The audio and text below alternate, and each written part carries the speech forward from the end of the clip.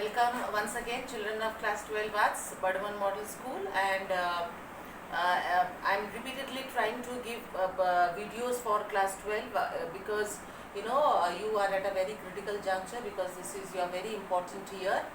So I was doing with chapter 4, that is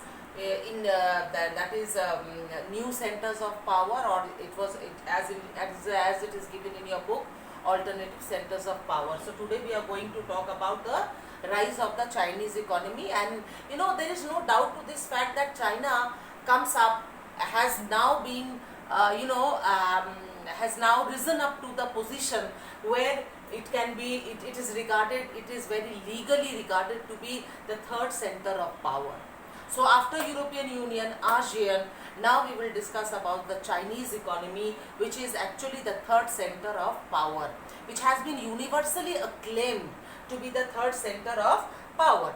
Now China, like the People's Republic of China, it came into inception in the year 1949 after a revolution, a Maoist revolution in China, communist revolution in China under the leadership of Mao, or he is popularly known as Mao Zedong. During that time, unfortunately, the situation of China was very, in terms of development, the situation was, unfortunately very poor. As you have learned, you have studied about the case of the economy of Soviet Union, more or less the scenario was the same, because both of them are actually socialist countries So, after 1949, if you see the graph of Chinese development, it was going down. It was very poor. So now what happened. China wanted to focus on its development. So first of all, what it wanted to do is that it wanted to go for a new strategy which will not be completely socialist in nature. It will actually be an amalgamation of socialism as well as capitalism. So following this, what it did, it wanted to develop heavy state-owned industries, because without industries, we all know that without industries, no development can be brought about. So heavy state-owned industries, and this will be done by means of what? By the capital or the money which they will be getting it from agriculture. Why? Because China did not have the required foreign currency to put up heavy industries in China. So, and together with this, the entire landmass of China, the population of China, the resources which China had actually favored this kind of development in China. And so we can see that, so after this development, that means development of state-owned heavy industries, there was a remarkable improvement in agriculture as well as industry at the rate of 5 to 6% per year. But unfortunately, the population ratio was also going or moving very fast. So both of them were moving at the same rate. So in that way, what happened, China was not getting something, surplus was not coming out. So now, China wanted to bring about random changes in its economic strategies.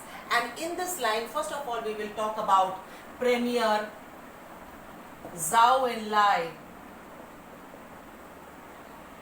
In the 1970s, what he did, he announced the policy of four modernization.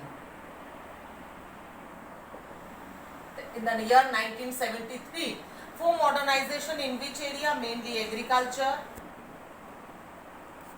industry, science and technology,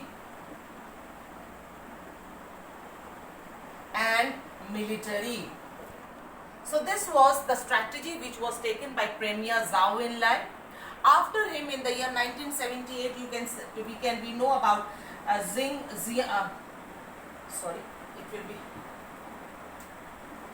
Xiaoping.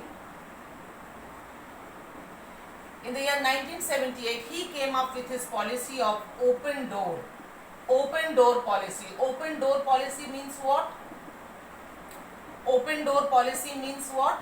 That foreign investors can come and set up or invest capital or put up industries in China. You can see from here only you can understand China's attempt to pull up the development which it had thought. In fact, one thing to tell you is that, you know, China had actually, after 1949, China had made it a pledge that by the year 2040, China will be taking over even America, which is one of the superpowers of the world since the end of the Cold War. We all know that after the Cold War, the world has literally turned into a unipolar world. So China has included within its strategy that it will be developing, it will be surpassing the American economy even by the year 2040. So Deng Xiaoping, with his open door policy, he came up, that means inviting foreign investors.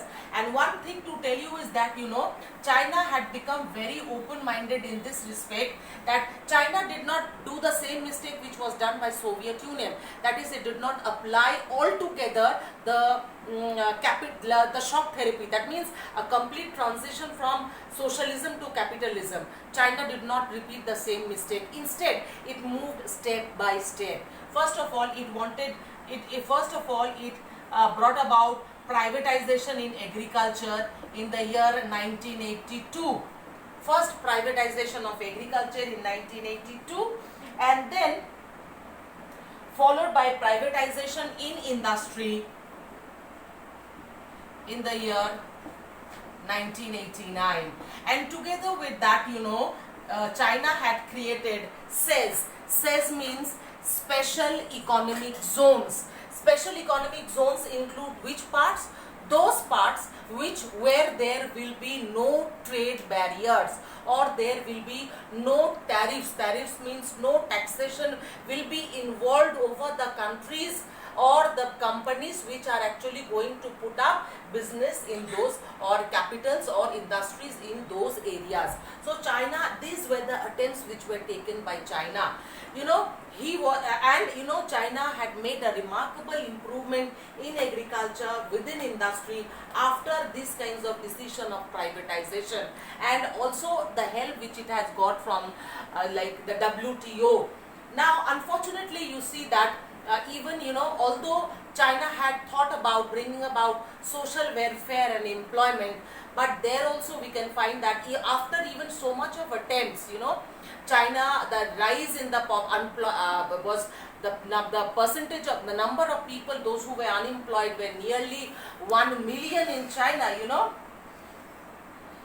and there was corruption. So what happened there? China was still struggling. China was still struggling, and in fact China at present, you can see that China had reached to that point where China can be overcoming all these problems of unemployment, then corruption and all kinds of things, you know, which are coming always as a, you know, like an obstacle in the path of development of China. But China is trying to overcome them all, and we can say that, yes, we can say that China, we can lawfully say that China is one of the third centers of power, and it is not very far that China will be becoming one of the, say one of the most important power centers of the world. With this, I come to an end with today's class. Meet you again next time. Till then, be happy and be safe.